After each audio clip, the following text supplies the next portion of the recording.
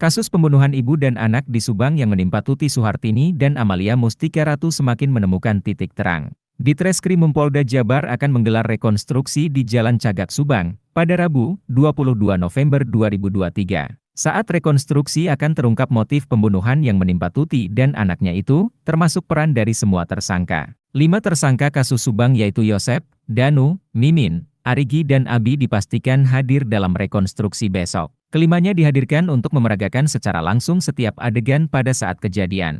Adapun saat prarekonstruksi kasus Subang hanya satu tersangka yang hadir, yaitu Danu. Dirkrim Polda Jabar, Kombes Pol Surawan menyampaikan, pihaknya telah melakukan pemanggilan kepada Mimin, Arigi dan Abi agar hadir ke lokasi kejadian. Saat rekonstruksi tentu kita akan menghadirkan tersangka lain yang pasti Yosef akan hadir. Kita sudah lakukan pemanggilan, Mimin, Arigi dan Abi, untuk ketiganya kita akan upayakan semuanya untuk hadir, ujar Surawan, Selasa, 21 November 2023. Untuk diketahui, saat rekonstruksi akan dirunut seluruh kejadian mulai dari Danu berada di warnet sampai diperintahkan Yosep untuk membawa golok. Surawan mengatakan, semua akan tergambar saat rekonstruksi kasus Subang. Besok akan tergambar semua. Kita akan rekonstruksi dari mulai TKP awal di warung internet, warnet, Danu keluar pulang kerja, kemudian bertemu Yosef di pecel lele, katanya. Kasus pembunuhan ibu dan anak di Kabupaten Subang, Jawa Barat, menyita banyak perhatian masyarakat.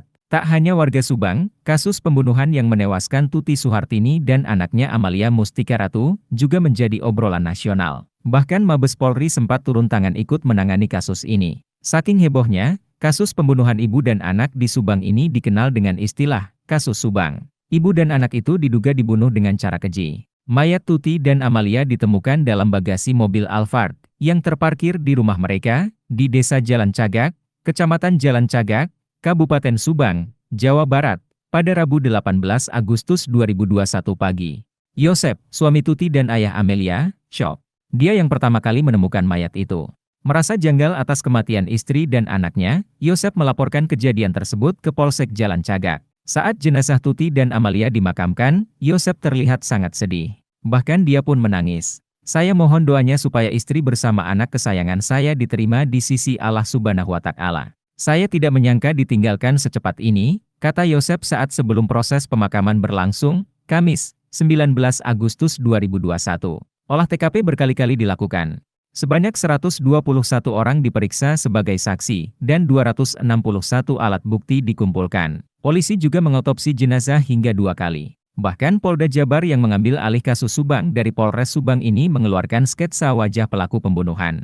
Namun polisi mengalami kebuntuan untuk menetapkan tersangka kasus Subang. Setelah 2 tahun berlalu, Polda Jabar baru menetapkan 5 tersangka pembunuhan ibu dan anak. Penetapan tersangka ini setelah Danu, keponakan korban Tuti, mendatangi Polda Jabar dan memberikan keterangan keterlibatannya dalam kasus Subang. Dia juga berkicau tentang orang-orang yang terlibat dalam kasus Subang ini. Berbekal hasil penyidikan dan keterangan Danu, polisi menetapkan 5 orang tersangka. Mereka adalah Yosep ayah dan suami korban, M. Ramdanu alias Danu sepupu dan keponakan korban, Mimin istri muda Yosep, Arigi dan Abi anak tiri korban.